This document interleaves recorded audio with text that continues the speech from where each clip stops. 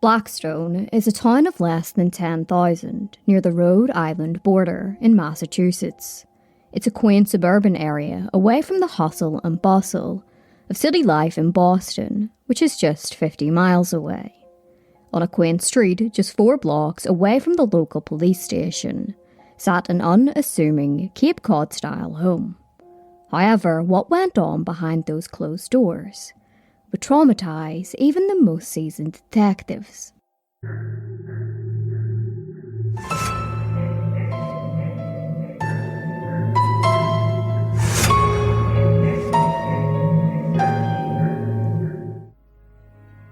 It was the 28th of August, 2014, when authorities were alerted to a home in St. Paul Street, Blackstone, Massachusetts. The neighbour of the family who lived in said home contacted authorities to report that the 10-year-old boy living there had come to her and asked her how to get a baby to stop crying. The neighbour followed the boy over to the house, and when she went in, she first of all noticed the putrid smell and the squalid conditions. She found a 6-month-old baby lying on a bed covered in faeces and maggots. In another room, she found a 3-year-old boy in the same condition. Small handprints and faeces were dotted across the walls. There were no adults around. The neighbour had moved into the neighbourhood around a year earlier, and her son had played with the 10-year-old boy on occasion, although her son had never been inside the house. The neighbour had no idea that there were other children inside the home, never mind children who were being so horrifically neglected. The neighbour immediately called police. Hi. I'm just going to see if I could have somebody come over to 23 St. Paul Street. Okay, what's going on? I got a phone call from my son. He came over to his friend's house to do something, and he was really upset and kept telling me that the babies, that the babies wouldn't stop crying, and his friend's mom is out of town. She left this morning. Yeah. There's no one else here, and they've been at my house all day, and I just figured out that there's babies inside this house. I'm here now. They're covered in urine and feces. There's no electricity in the house. Sorry, I'm a little sick up. What is your name, please? And I live right around the corner. The little boy who lives here is friends with my son. Okay, so your son is friends with one of the kids that lives there? The little boy, his name is Honey, comes over to the house to play. I've never been to his house before. I met his mother recently yesterday, and she had asked if he could come over this morning and hang out at our house because she was going away. Yeah. And I said yes. Uh-huh. She's been at our house all day, and I just left to go to Bellingham, and he called me and said, I can't get the baby to stop crying. Well, there's kids here. There's like little babies here. Oh, my God. They've been here all day. There's no one here. Okay, and There's no electricity. There's dirty diapers. Is there an apartment number? No, it's just a house. It's a house. Okay, 23 St. Paul Street. It's like right here, right next door. Yeah. I'm going to send them over right now. Do I touch these babies, or what am I doing? Can I pick these babies up, or is that? I don't know what to do. I'm going to send the officers right over. Okay. Okay, I'll just wait. Okay, bye. Bye. They told her not to pick the babies up, so she stood in between the 2 rooms, attempting to comfort them both from a distance. When she asked the 10-year-old boy who the babies belonged to, he said that a friend of his mother had dropped them off. When police arrived at the home, they found 4 children, ages 13, 10, 3, and 6 months old, living in filthy conditions. As mentioned, the 2 youngest were covered in faeces and maggots, and the bed that the 3-year-old was lying on was so soiled that it had sunk in the middle. He was soaking wet from urine. The 4 children were removed from the home and placed into state custody. After the children had been removed from the home, 31-year-old Erika Murray showed up. She was the mother of the children. Bill Walsh, a 20-year veteran police officer, said that he had believed that he had seen everything in his career, but this completely traumatized him. Speaking with the Boston Herald, he said, When Erika showed up at the house that day, I told her the children had been removed and the house was sealed off. He said that Erika didn't inquire about the children, but instead asked about her cat.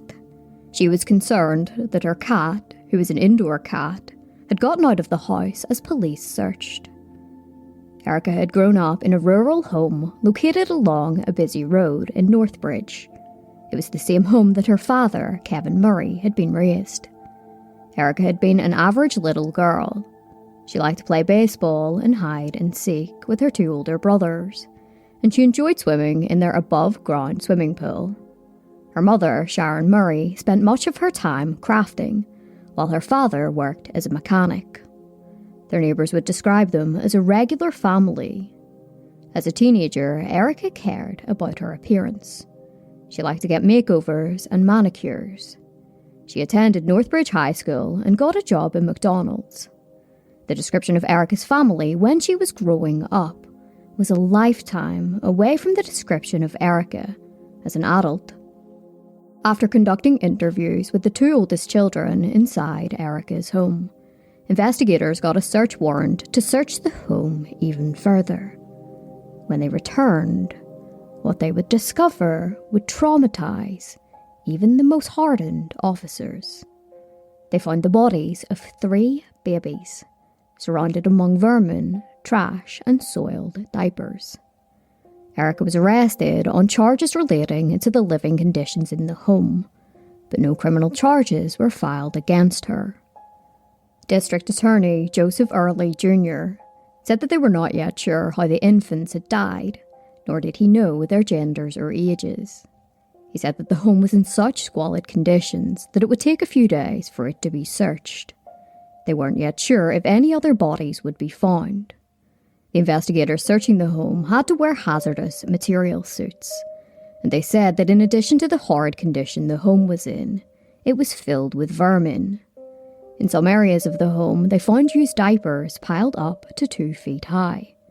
Investigators would find the remains of several animals, including cats and dogs, but no more human remains would be discovered. The following day, Erika was further charged with fetal death concealment out of wedlock, witness intimidation, misleading a police officer, animal cruelty, violating a restraining order, and permitting substantial injury to a child. She pleaded not guilty and was ordered to be held without bail. During the brief hearing, a court-appointed defence lawyer, Keith Halpern, suggested that Erika was mentally ill. He stated, "You want answers in circumstances like this. Mental illness doesn't always provide those kinds of answers. Investigators have to wear protective suits to go into the house, and she was living in there. Who would live in there if they weren't mentally ill?" Following the hearing, the investigation quickly focused on who the deceased children were and how they had met their demise. The 2 oldest living children that had been removed from the home were the children of Erika, but no birth records existed for the 2 youngest. Despite this, investigators believed that Erika was the mother to all of the children, both dead and alive. In regards to the 3 deceased children, 2 of them appeared to be newborns and 1 was an infant. A medical examiner would need to determine whether the 2 newborns were born alive, or whether they had been stillbirths. Investigators would soon enough announce that the 3 children had died at different periods of time, as opposed to all together. As news of the grim discovery swept through the area, neighbours were horrified. Marilyn Sousey, who had lived in the neighbourhood for 35 years, said that she was in complete and utter shock.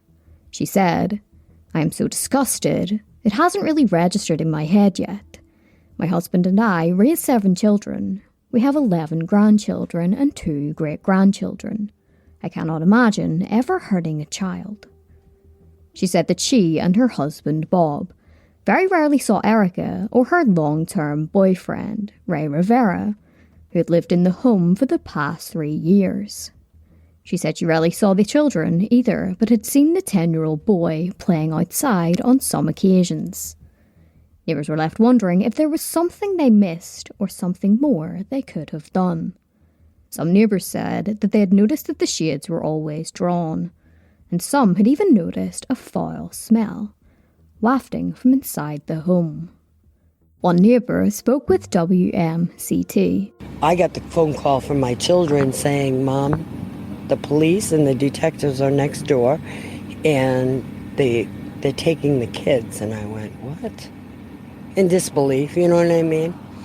I said, "Okay." I said, close the blinds, do what you, just stay in the house, don't go in, go and disrupt anything. And I said to me, I got home and they were like, "Mom, the kids are gone." And I'm like, "What?" And I said, "All right, I'll go over and talk to the neighbor." And I offered the neighbor to help the neighbor. I said, as a community, we put pine soil and paper towels and rags, and let's get in there and do what we got to do, bring these kids back home. Well, that's when she told me, she says, "Thanks for the offer, but I think it's a little more sick and twisted than we both want to know at this point." And I was like, "What?"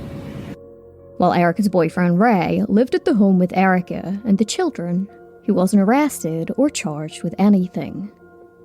Erika's lawyer would soon announce that he's optimistic that a forensic examination would show that the babies were stillborn and therefore hadn't been harmed or murdered by Erika. He also said he expected the DNA testing to show that Erika and Ray were the parents of said babies.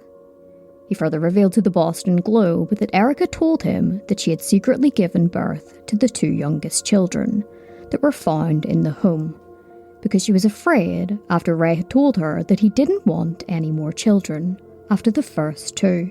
He said that Erika tried to conceal the fact that the two youngest children were hers, and apparently told Ray that she was simply babysitting them.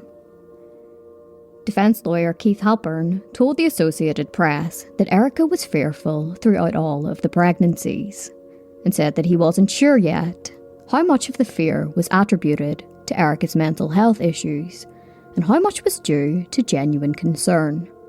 He said, "This terror just controlled her. She couldn't figure out how to get out of the prison she had created for herself. She is clearly mentally ill, because the lengths to which she went to try and hide these children, no one in their right mind would have done this."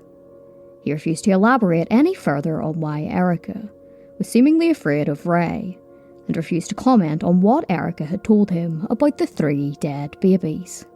At the time of the discovery, the Department of Children and Families was already under intense scrutiny. They'd been lambasted because a 5-year-old boy disappeared the year beforehand, and his disappearance went unnoticed for months, even though the boy's family had been monitored by the Department of Children and Families for years.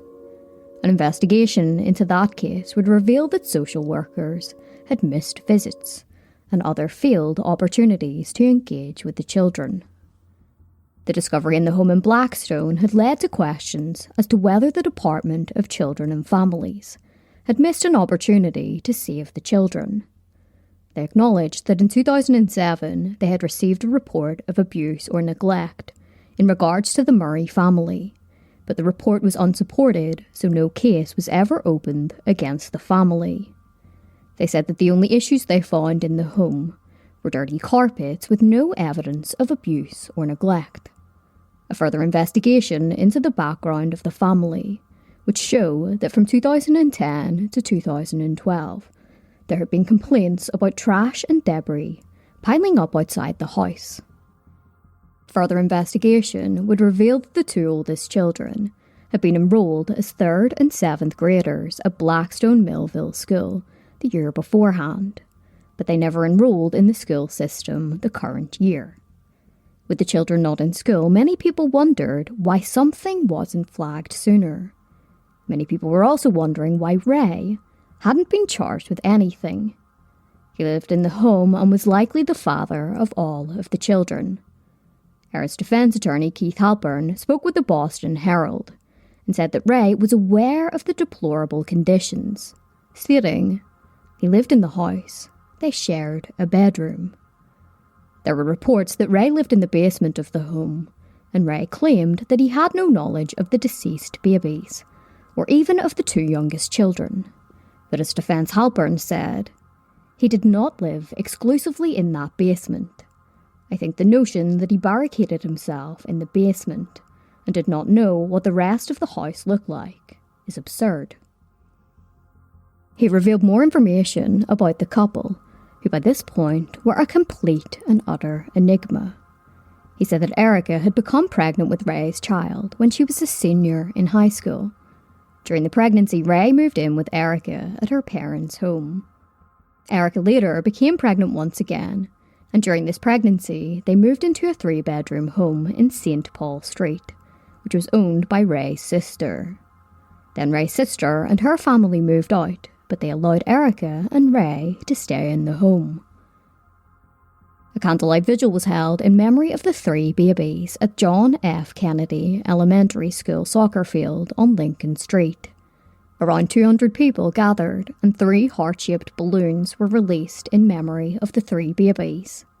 Reverend Ruth Blaze, who was pastor of the local church, asked those in attendance not to just pray for the 3 deceased babies, but to also pray for Erika. Meanwhile, Erika was moved to a unit in the jail for inmates who could pose a danger to themselves, while the workers in hazmat suits remained at the home attempting to clean it. A dead dog and a dead cat were found on the 2nd floor, while drywall from one room had to be completely removed due to feces contamination. Outside of the home, a makeshift memorial was building up, as locals brought flowers, candles, teddy bears, and trinkets. The day after the funeral, Blackstone police released police log entries for the home and stated that they had been called to the home in the past for various reasons, but never had a reason to check the conditions inside the home. In August of 2011, police and an animal control officer responded to a call from a concerned neighbour about the condition of a dog in the backyard. They said that based on the conditions found at the scene, they had no reason to enter the home. When the conditions of the house were finally uncovered, the dog was found inside. It was a small bloodhound dog and was extremely emaciated and covered in fleas. She was taken to the Medfield Animal Shelter, where she made a full recovery and was adopted out. A cat named Amy was also found inside the house, and she too made a full recovery and was adopted out. The staff at Medfield Animal Shelter said that they believed that the 2 pets were very likely the only comfort for the children inside the home. Shelter manager Jacqueline Walters said, "This might have been one of the only normal things in their lives, that they had a pet. All the horrors they must have seen in that house. This was normalcy, and this was a confidant." The search of the home would additionally uncover that Ray had been growing and selling marijuana out of the basement.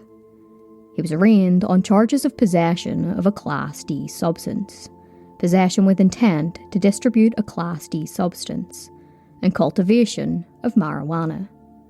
They had located magazine labels, shipping labels, and a vehicle registration, all with Ray's name on them, in the basement. Erika had told the investigators that she very rarely went into the basement, and as mentioned earlier, Ray claimed that he rarely went into the house, instead spending all of his time in the basement.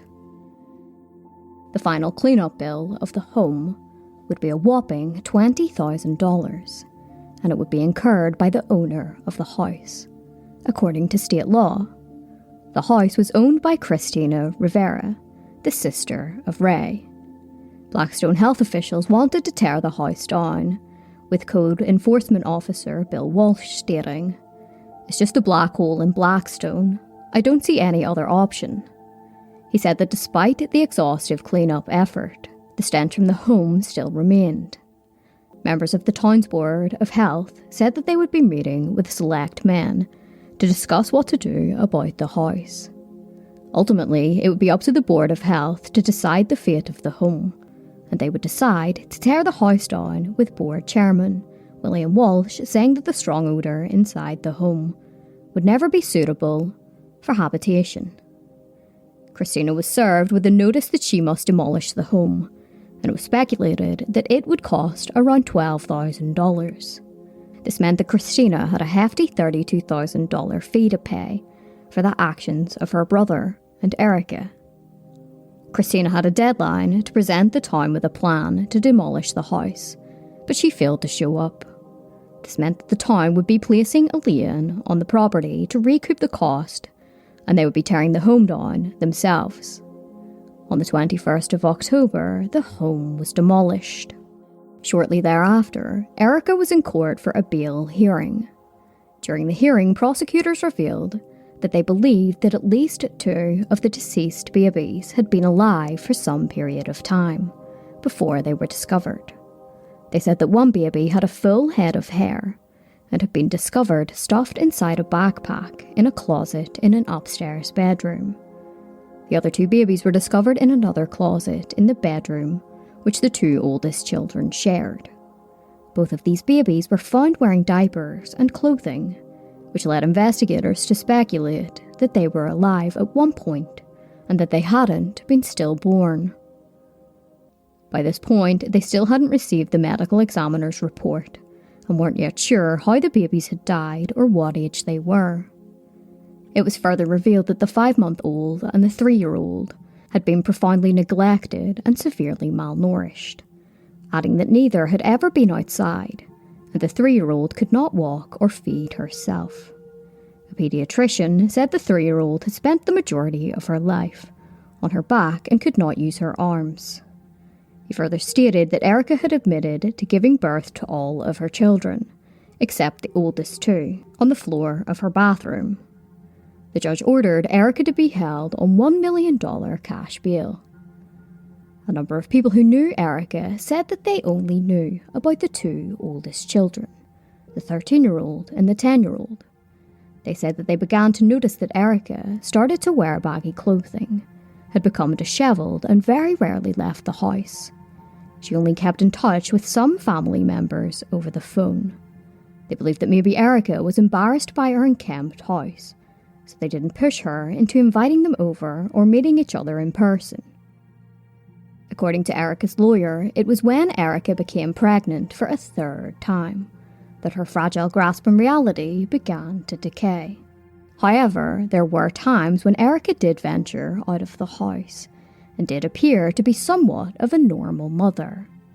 Neighbours said that they had seen Erika waiting at the bus stop with her 2 oldest children as they were going to school. She did the weekly shop at the local supermarket. Earlier in the year, Erika and Ray hosted their 10-year-old son's birthday at a Pines Entertainment, where they had pizza and cake and played laser tag and arcade games. Somebody in attendance said that Erika and Ray appeared to be very affectionate with one another and appeared to be completely normal. After the 4 children were taken away, the 2 oldest were sent to live with Ray's mother in another town. They were enrolled in school and lived in a large home with a basketball hoop and a swimming pool. It was a stark difference to the conditions inside the home in Blackstone. The 2 youngest children were placed in foster care.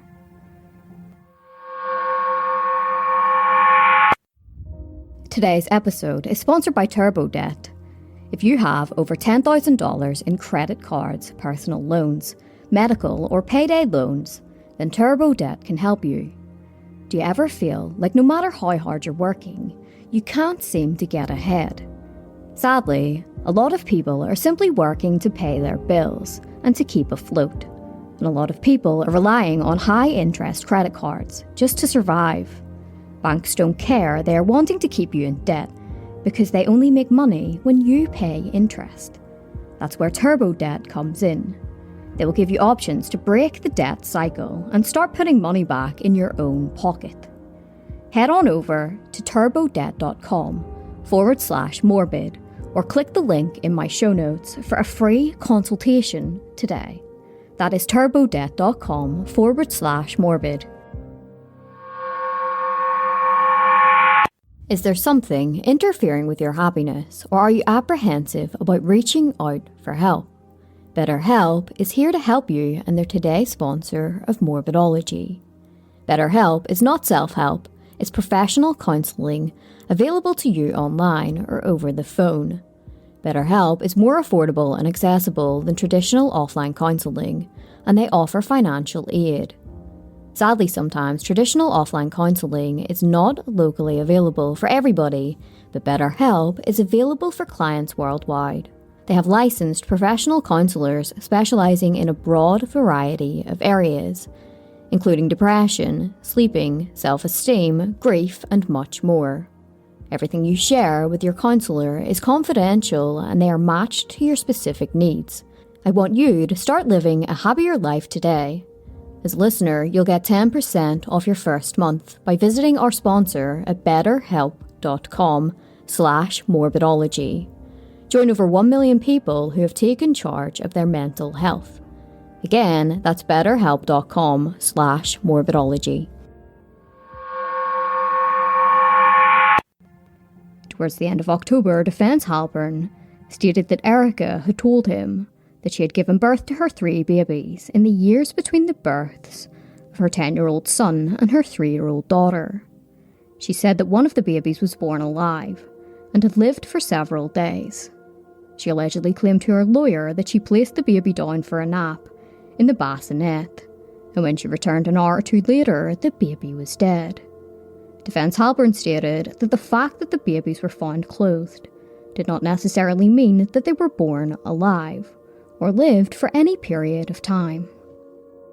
What was evidently going on behind closed doors was a stark difference to what Erika had portrayed on her social media. Shortly before the horrors began to unfold, Erika posted a photograph of something she had cooked, as well as a birthday update for her daughter, which read, "It's official, I have a teenager. Happy birthday, I love you so much." She had also shared a missing person post for a 2-year-old in West Philadelphia, and ironically had posted a status which read, "Some people should not be parents." In early November, Ray finally spoke publicly about the case. During a brief court hearing, he said that he was unaware of the inhumane and unbelievable conditions that his children were living in, because he was forbidden from going upstairs. He said that he lived in the basement of the home and was ordered by Erika to stay in the basement. He said that he and the 2 oldest children even joked that he was banished to the basement. He cried as he said, "I love them and I'm sorry. I'm so sorry. I knew the house was dirty, but I had no idea that death was in my house." Outside of court, he briefly spoke with the media. Did you do that? Did you ever see those kids? I never saw the infant at all. I knew she was at least babysitting the older one, and I saw her once. But that was it. And what was your interaction with her? Where did the 2-year-old spend most of her time? Supposedly she was in Kayla's cleaner room, because she had Kayla clean her room so that the baby could stay there. Ray's claims were extremely hard to believe. According to Erika's lawyer, Ray slept in the same bed as Erika, which was just steps away from the bedroom where the 2 youngest children slept. Despite this, Ray claimed that he never saw the 5-month-old and only saw the 3-year-old once, and was allegedly told that she was babysitting her. The following month, Erika's charges were elevated, and she was indicted on 2 charges of murder in relation to the 2 babies found wearing diapers and clothing. Prosecutors stated that one baby still had the placenta and umbilical cord attached. Defence Halpern shared his dismay by stating that they still had no evidence that the babies had been murdered. Ray was also charged with 2 counts of assault and battery on a child, causing substantial bodily injury, 2 counts of reckless endangerment of a child, and 2 counts of animal cruelty. According to DNA testing, he was the father of all 7 children.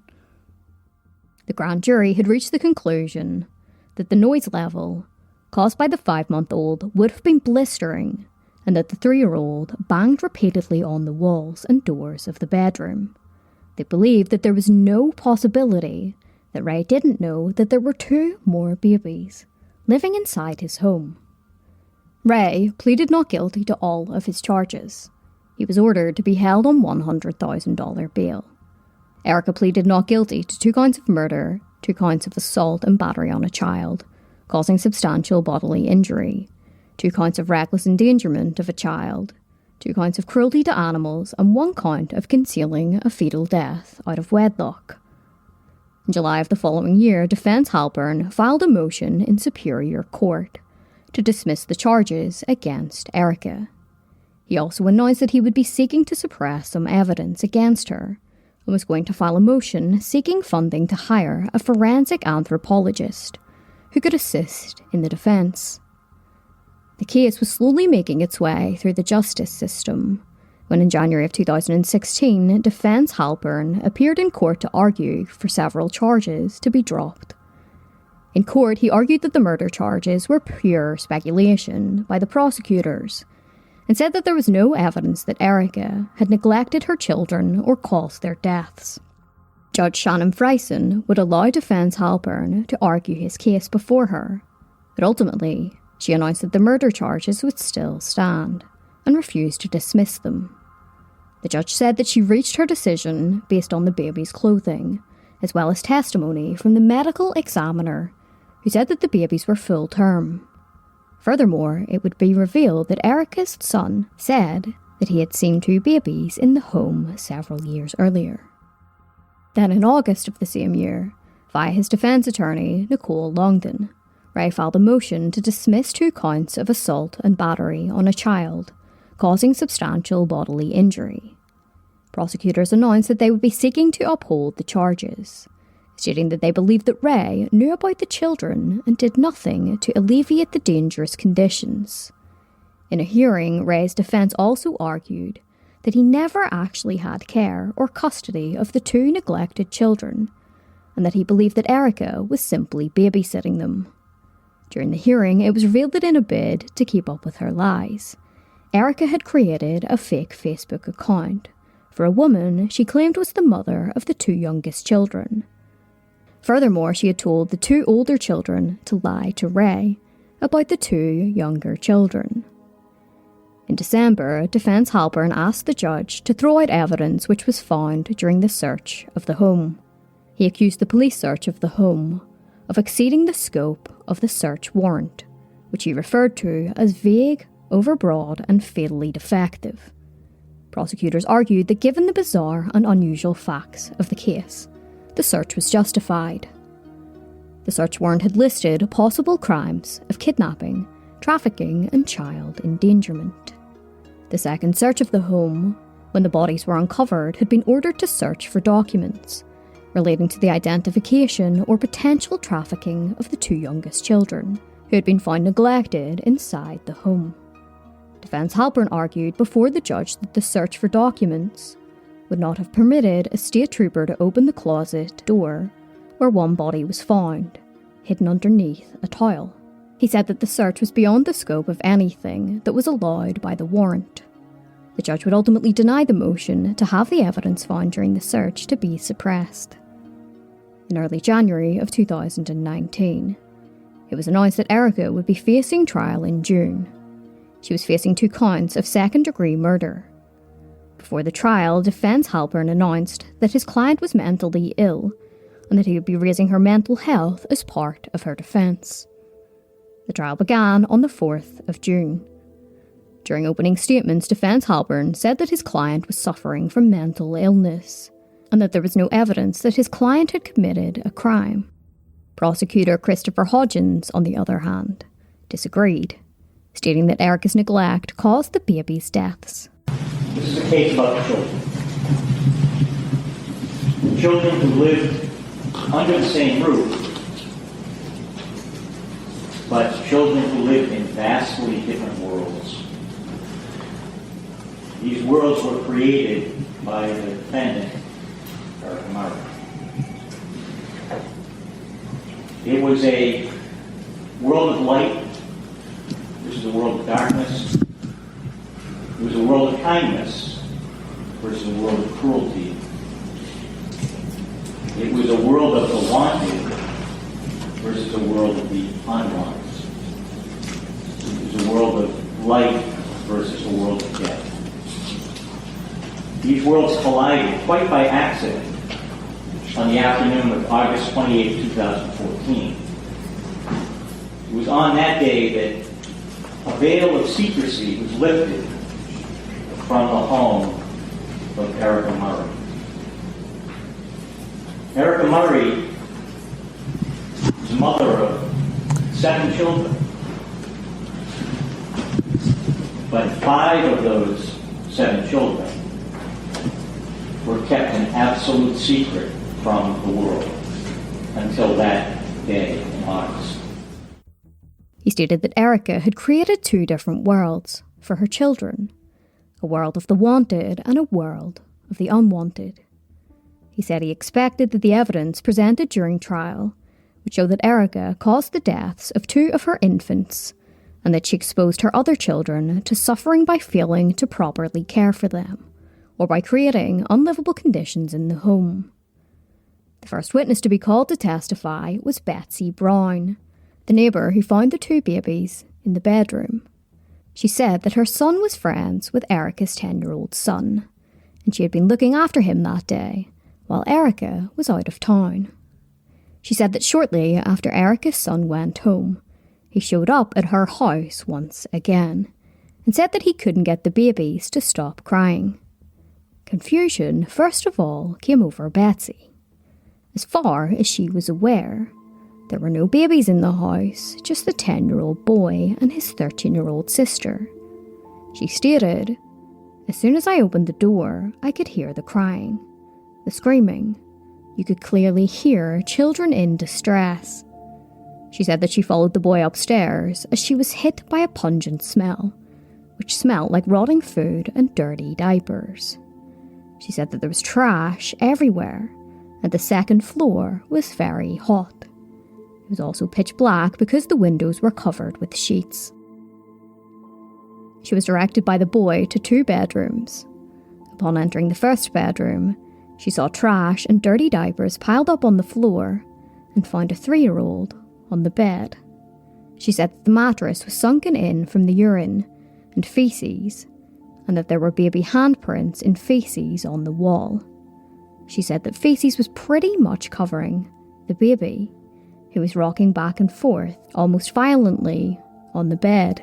Feces completely pretty much covering her. Hair, body, everything.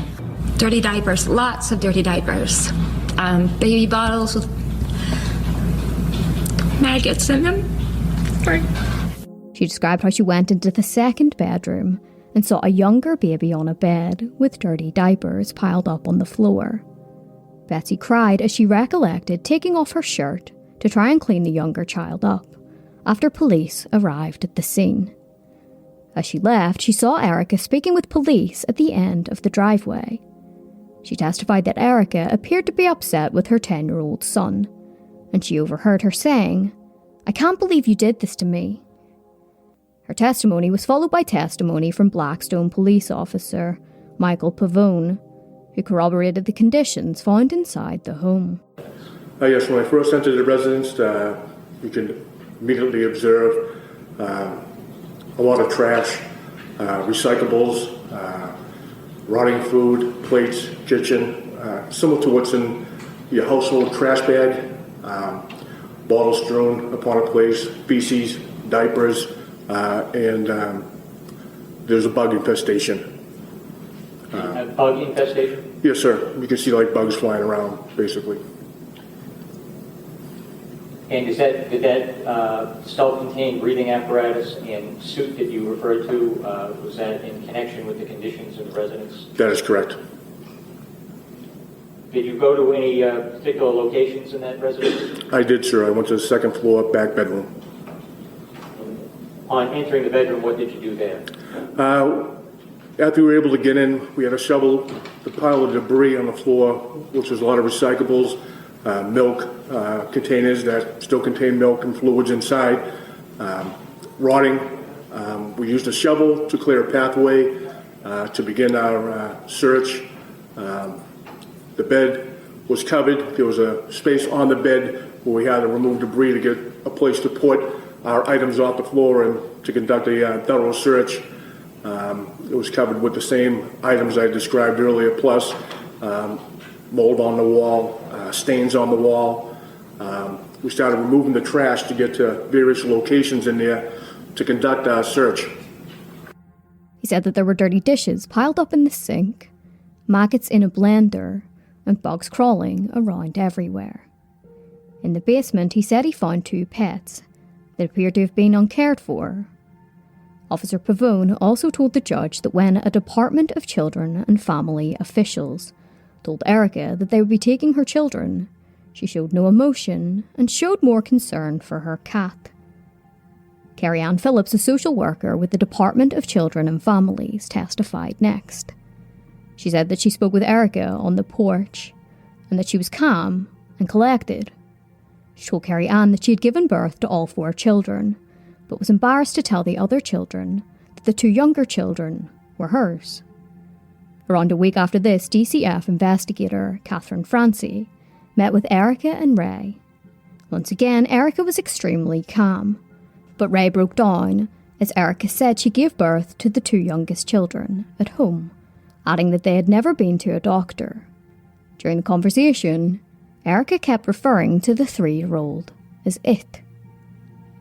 Blackstone Board of Health member and Code Officer William Walsh spoke about the squalid conditions of the home, as well as the disturbing condition of the 2 youngest children. He said that the 3-year-old was covered in feces and the odour in the room was sickening. He mentioned the dirty diapers, which were piled up over a foot high in certain places. He said that in the bedroom with the 6-month-old, there was the carcass of a dog. He also acknowledged Erika's cavalier attitude. Under cross-examination by defence Halpern, he suggested that Erika's calm behaviour was evidence of mental illness, stating, "Would you agree that the reality of her situation was that all of her children were being taken away by DCF, and she showed no emotional response to you?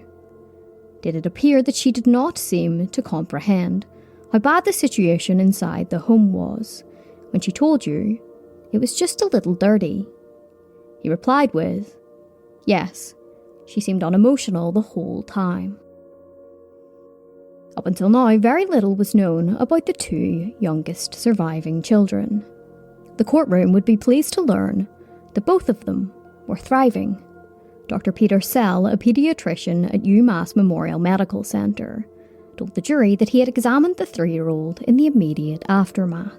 She was seated on the floor with her legs in front of her in a with her feet kind of arched, and she put her forehead to the floor and so bent in half at the waist. We were very concerned for profound neglect, meaning that she had not had a lot of stimulation.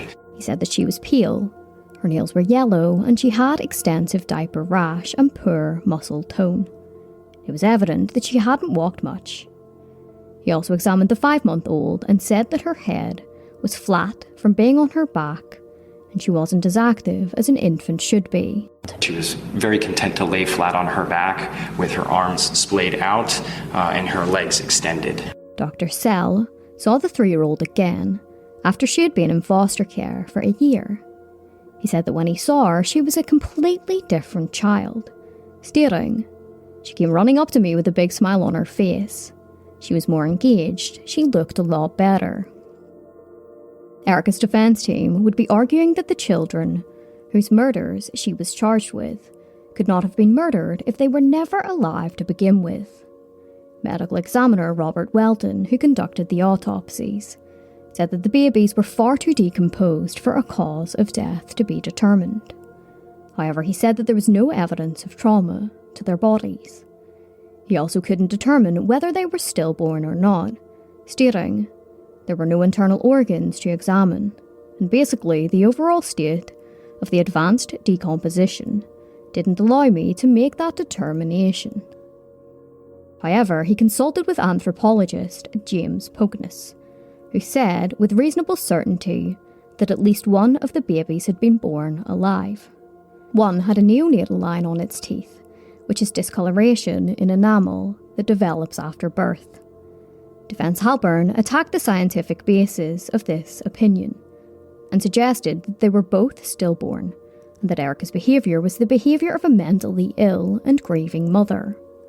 The anthropologist refuted this, stating, "In any study I've ever read, no one's ever found a neonatal line in a stillbirth." Following this testimony, a recording of Erika's interrogation was played out. The interrogation had taken place after the 3 bodies were discovered. Massachusetts State Police Detective Sean Murray said to Erika, "We went into an upstairs closet and we found skeletal remains up there." Erika let out an unintelligible noise, which was something between a laugh and a sob. She said, "I have no idea," before claiming that the baby was not hers. According to the prosecution, this was just the first in a long list of lies, which would crumble during the interrogation. Before revealing the discovery to Erika, she had told the detective that she had given birth to the 2 neglected children at home, because Ray had told her that he did not want any more children. Were you afraid of something Raymond might do with this 3rd pregnancy? Had he ever said anything to you in the past about having another child? He didn't want to have any more kids. This was, of course, met with disbelief, to which Erika said, "He never said anything, so I assumed he didn't know."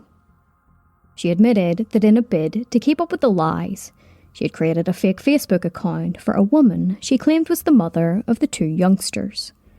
She was asked if she loved her children and if she was proud of them. She began to weep as she said, "I got into it and I just don't know how to get out of it." When she was informed that a body had been found, she said that if they did a DNA test on the remains, it wouldn't come back as hers. Her resistance broke as she stated, "Something must have happened. It wasn't born alive."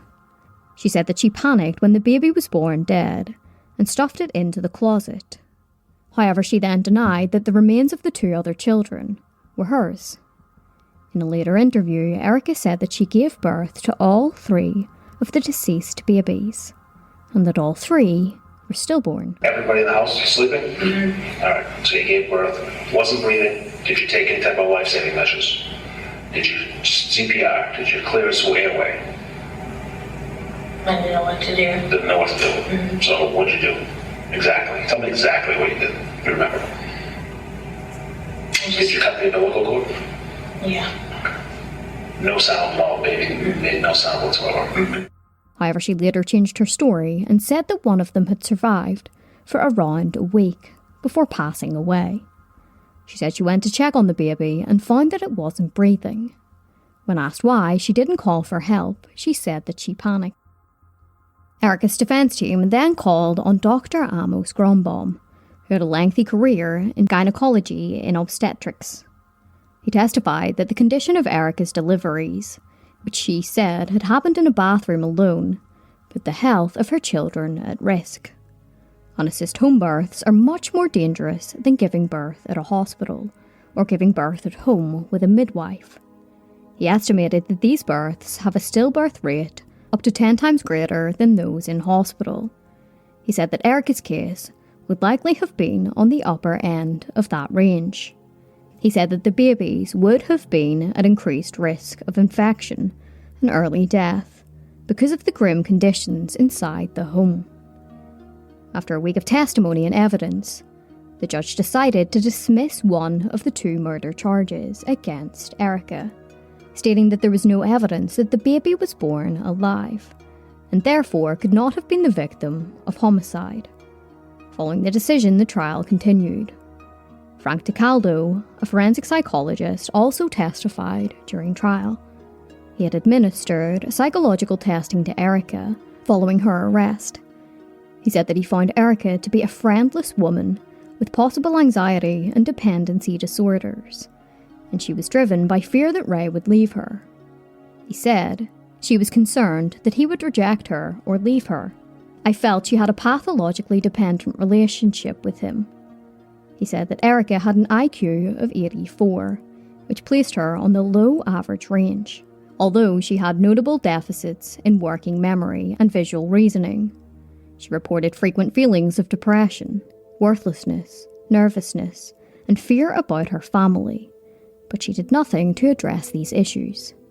He said that Erika didn't display antisocial or psychotic traits and appeared to possess little self-esteem. Attorney Halpern questioned Dr. DiCaldo whether Erika's submissiveness and lack of self-worth could have made her suggestible when interrogated by police, and he replied that it could be a vulnerability, but said he had not reviewed any of the police reports or interviews from the case. During cross-examination by the prosecution, Dr. DiCaldo admitted that the tests he had given were just a snapshot in time of her mental condition, and her anxiety, depression, and stress could have been amplified because of her predicament. His testimony was followed by forensic pathologists Lisa Roccio and Judith Edersheim, who both said that Erika had been emotionally abused by Ray and that she was incapable of problem solving, and didn't actually realise how bad the situation inside her home was. Dr. Roccio said, Erika really did believe that she parented those children to the best of her ability, and loved them and cared for them, and believed she was a good mother to them. She had concluded that a perfect storm of personality disorders and abuse led to Erika being unable to cope with her problems. According to Dr. Edersheim, Erika had displayed an irrational fear of abandonment, even as a youth. She said that Ray had been extremely controlling of Erika, and this escalated after Erika fell pregnant with their second child. She said that without her parents' constant support, Erika began to crumble. Both Erika and her mother said that while Ray never physically abused her, he displayed a number of controlling and abusive behaviours. He forced Erika to leave her job, became jealous when she socialised with other people, constantly asked her about her whereabouts, and threatened to abandon her. According to Dr. Roccio, Ray had used a pattern of behaviour that instilled a sense of fear and dependency in Erika. She said that by the time Erika became pregnant with the younger children, she rarely left the house. Since she didn't work, Erika had no money and no access to the family's bank accounts. She said that Ray treated Erika like a servant and would call her dehumanising names. Erika displayed no ability to productively cope with her circumstances or plan ahead, and would just ignore any problems. Dr. Roccio said that she had diagnosed Erika with avoidant and dependent personality disorders. This testimony would be rebuffed by Dr. Fabian Sala, a forensic psychiatrist, who said that nothing of the sort was true. He said that he reached the conclusion that Erika had no mental disorders, and that she had systematically planned the deceptions which led to the conditions in the home. He said, "The conclusions I reached is that Miss Murray did not suffer from a mental illness at any point in time in her life." He said that her actions and lies were not the result of impulse and fear, but instead were part of a masterful pattern of deception characterised by long-term planning and a lack of remorse. By the end of the trial, both the prosecution and the defence had offered two very polarising portraits of who Erika truly was. During closing arguments, Assistant District Attorney Hodgins said that Erika was a serial liar who had deliberately left her youngest children to suffer in squalor while caring for her two oldest children. Defence Halpern, however, said that Erika was mentally ill and overwhelmed by her circumstances, living in fear of abandonment. He once again stated that there was no evidence of a murder, but instead, evidence of fear and abuse and mental illness. Assistant District Attorney Hodgins responded by stating, "Did Erika Murray know what she was doing? Did she appreciate the risks? I'd suggest you look at what she said to her son on that day. You have the answer. She said, 'How could you do this to me?' She knew." With all of the evidence presented, it was now up to Judge Janet Kenton Walker to reach a verdict. She found Erika Murray not guilty of second-degree murder. She did, however, find her guilty of animal cruelty and assault and battery on a child. Judge Kenton Walker said that the prosecution had failed to prove that Erika had caused the death of the baby. She called the case senseless and tragic, but said that she had to be guided by the evidence, as opposed to her emotions. She stated, "Regardless of how disturbing the facts surrounding this case are to the community at large, and to me as a parent, I cannot take into account those feelings." Erika Murray would be sentenced to 6 to 8 years in prison for the other convictions. There are a lot of things that we do as judges that are difficult, but there is nothing more difficult than sentencing. We try to do it professionally, diligently. We try to take into account everything about the defendant that we know and can learn about, as well as what the society expects from us. And as I said, it's extremely difficult. There is nothing about this case that is normal. There's nothing about this case that is a rational, sensible set of events. So when I sit and I think long and hard about what sentence is appropriate, given the crimes that she has been convicted of, I have to take into account that the normal does not necessarily apply. Erika got credit for the almost 5 years that she had already served. Following the sentence, Ray Rivera pleaded guilty to charges of assault and battery on a child with substantial injury, 2 counts of reckless endangerment of a child, 2 counts of animal cruelty, and 1 count of possession to distribute a Class D substance. He was sentenced to 4.5 years in prison for the assault and battery charge. He received credit for 1,642 days in jail. He was sentenced to 2.5 years in prison for the reckless endangerment charge. He received credit for 136 days in jail. This meant that Ray would be serving around 2 years. On that fateful summer afternoon, Erika Murray's secret life of squalor was laid bare for the whole world to see. As police officers manoeuvred their way through piles of trash, used diapers and vermin, they hauled out 4 children who had called the nightmare home. The grim case was one of the most disturbing cases the area had ever seen, and many people still can't help but feel as though true justice was not served.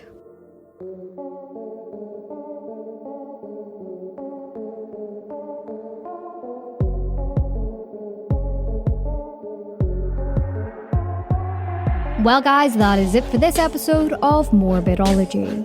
As always, thank you so much for listening. I'd like to say a big massive thank you to my amazing new Patreon supporters, Anna, Brenda and Leslie. The support on Patreon seriously helps out. It helps to defray the cost of freedom of information requests, hosting, archive subscriptions and much more.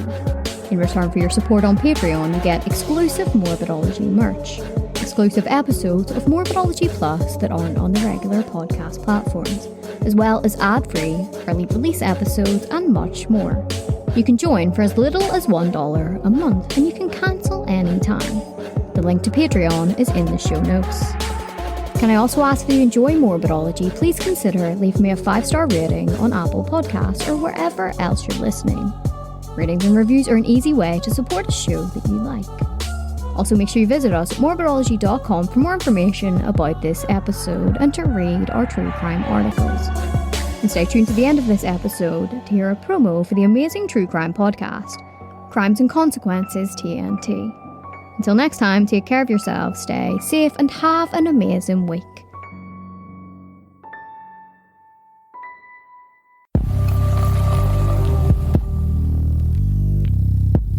Hi everyone, I'm Talia, attorney and co-host of the true crime podcast, Crimes and Consequences. Listen to Crimes and Consequences to hear your favorite true crime cases, plus many murder stories you've never heard before. At Crimes and Consequences, we dive deep into the details of the crime, so if you have a fascination with the morbid side of human nature, you're really going to want to check us out.